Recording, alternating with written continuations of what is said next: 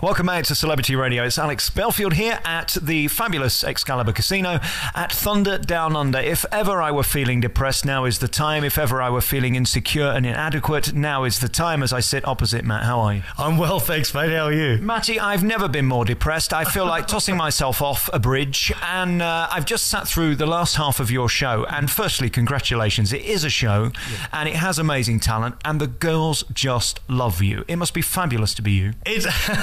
It's not a bad job. We've got a pretty good formula. We don't take ourselves too seriously. We have a lot of fun on stage, and it seems like the crowd, warm to that. The fact that we're not a bump and grind show that's all about us. We genuinely have a good time up there, and I think the crowd appreciate that. What was amazing, as I came up the escalator, I heard the screaming and I thought, oh God, here we go again. Because when I go in nightclubs now, I'm so old, I say, Mr. DJ, could you turn it down? You know what I mean? Like, it's all too loud. And I could hear the screaming, and as I opened the door, my ears started to bleed. I mean, these girls give it 100%. And what's fascinating, you're not even naked most of the time. No. It's definitely much a stage show, but again, I think the fact that we don't take ourselves too seriously, and we bring people up on stage, and our MC is so funny, and the acts are quite funny, and we're having a good time up there, is that allows the crowd then to get into it, and allows the women to have just a good night out with their girlfriends. You know, that's what we offer. Girls go out together to have a good time, to bond, and we're just the meeting place. And of course, what a better place to celebrate getting married than on a stage practicing orgasms? Yes, that is part of the show. You're going to scare everybody out there, but yeah, there is a high interactive component to our show, which separates us from other shows on the Strip. Is that we bring up quite a few people from the stage and ask them to participate in the proceedings, and it's a memory that could last a lifetime or scar a lifetime. I think so. As I sat there, as I say, I look in the mirror as I'm here, and I want to vomit, and I think to myself, what must it be like to be you? I know what it's like to be me. No heads are turning. Does it get tiresome? Is it a lot of work? Because let's face it, this doesn't happen easy, does it? When I go home and have my McDonald's, I don't have to worry. You do have to think ahead. There is that component to it, but I will say this for all the viewers out there, is that, or the listeners out there, is that it's the formula that makes Thunder work. It's not the individual guys. We're definitely not all about look at us, and we're not highly groomed in the sense that we're, that's all we think about. But the formula works in that it's a bunch of, basically blue-collar Australian guys who got together and having a good time. You're being very humble and you're being very nice. Let's stop the nonsense right here. You are not. You are extraordinary men who are at the peak of your fitness. Let's not deny it. Nobody's paying to come and see me take my clothes off, so let's not be humble. You must put a lot of time and effort in, and there must be a regime. How does your day start in terms of food and diet to look like you do? Well, I get up at the crack of noon, and then from there we do actually pay good attention to our diet. I won't. We eat 4 or 5 times a day, and it's a low fat meal, not a low carb, but generally low fat. And generally the guys will train 6 days a week for around 45 minutes to an hour each day, where they're doing cardio or weight training. But at the end of the day, these guys, they love a beer too, The show keeps us fairly fit. We're doing 13 shows a week here at the Excalibur, so that keeps us fairly fit, and that allows us to still have a good time and have beer with our mates just like every other bloke, Talking about the other bloke, he's here. Late, but he's here. Alex, come and sit down. Sorry, my bad. Now, what was it? Was it some blonde girl outside that delayed you? What was it? I wish. No, I thought I had something else to do, but I got confused what I had to do. But now I'm here, so it's all good. Hey, good to see you. We were just talking about what it must be like to be you, and I was saying, when I wake up in the morning and look in the full-length mirror, I want to vomit.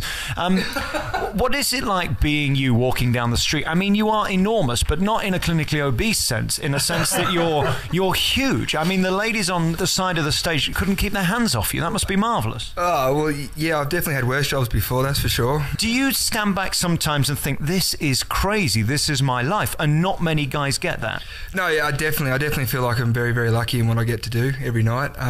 Yeah, it's, like I said, I've definitely had a lot worse job than what I'm in right now. And yeah, sometimes you definitely just take a step back and just go, holy hell, how did I end up here? But thank God I did. When you pounded through the door, we were talking about your regime and how you become this and you keep yourself in the show. Because let's face it, you start indulging in those buffets and put on 300 pounds, you're going to be sacked. You're all very different. That's what's interesting as well. I mean, you're huge in a sense that huge muscles, huge stature, huge build. You're going for the cute girls like you, don't they? I mean, they're all after you. I noticed their hands were everywhere. What do you do differently to him, or is it just your frame and the way you were born? No, Maddie and I actually had very similar upbringings. We're both from sort of country areas. We grew up doing that sort of work. So I think it just goes on, genetics, I suppose. I suppose something like that, but yeah.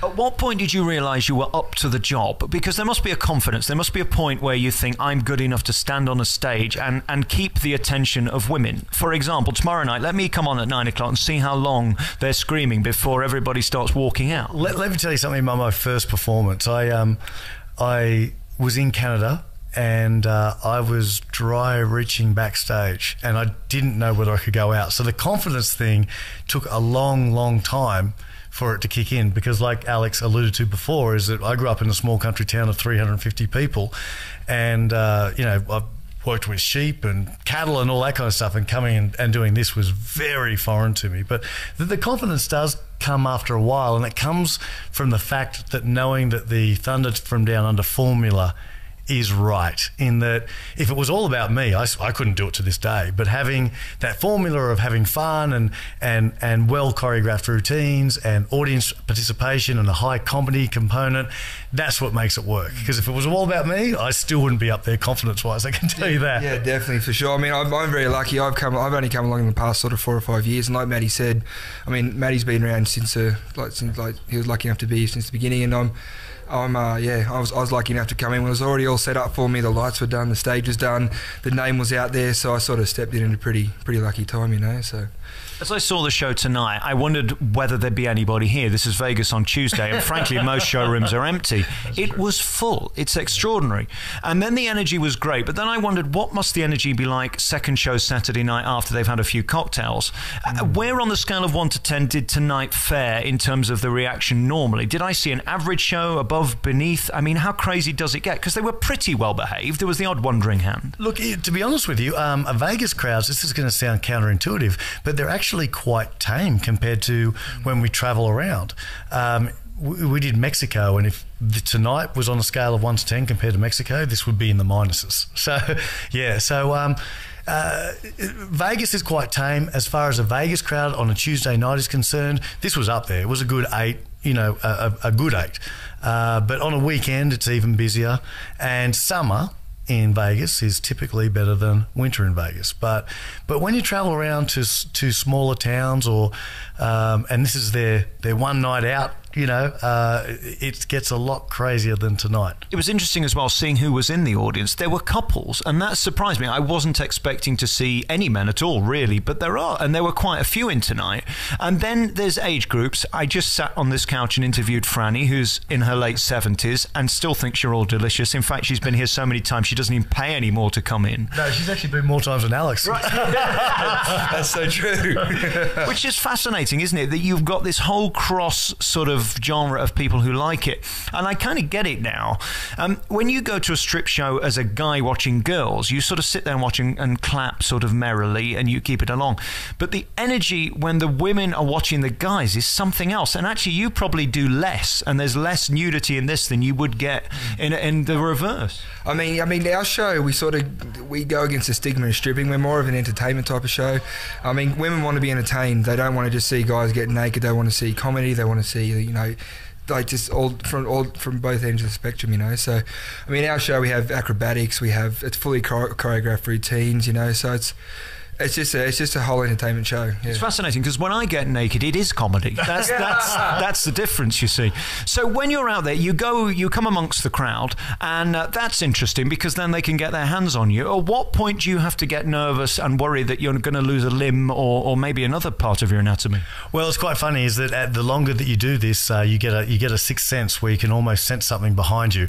But that's what she said. but again.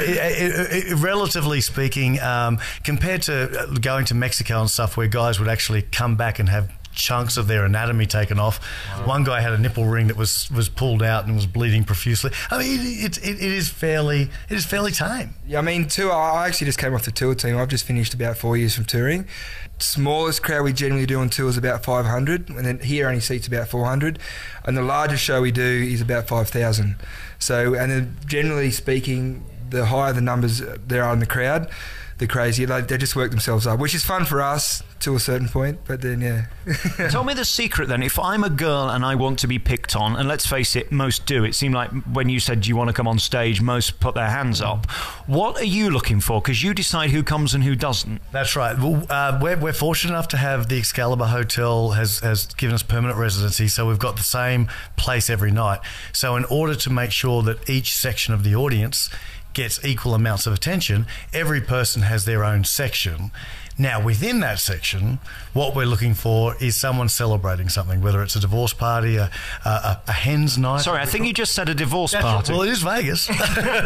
it's just as common as the hen's parties. Yeah, hen's parties, divorce parties, birthday parties, anything that they're celebrating. So if you were a girl and you were coming along to Thunder from Down Under, some sort of sash or tiara or whatever they're called, denoting what you're celebrating will go a long way towards improving your chances of getting picked up on stage. And you do get moisture in this show. There's a lot of water thrown amongst the audience. Yeah. What's all that about? I'd be furious. I tell you, I'd be suing for a new haircut. Listen, guys, congratulations. I'm going to let you go. I know you've got a ton of things to do. And after the show, it's so nice that you get to take pictures with the people. Again, I mean, my rule in show business is never go near your punters because you never know what they're going to do. You have them sitting on you, touching you. Also, you take great risk. I have a huge admiration. Well, look, we think we're very grateful that the fact that we're able to do what we love to do. At the end of the day, like I said, we're a bunch of blue-collar workers that end up in Las Vegas and entertaining. It's a blessed lifestyle, and the most important people to us out there is the people who come along to the show because they get us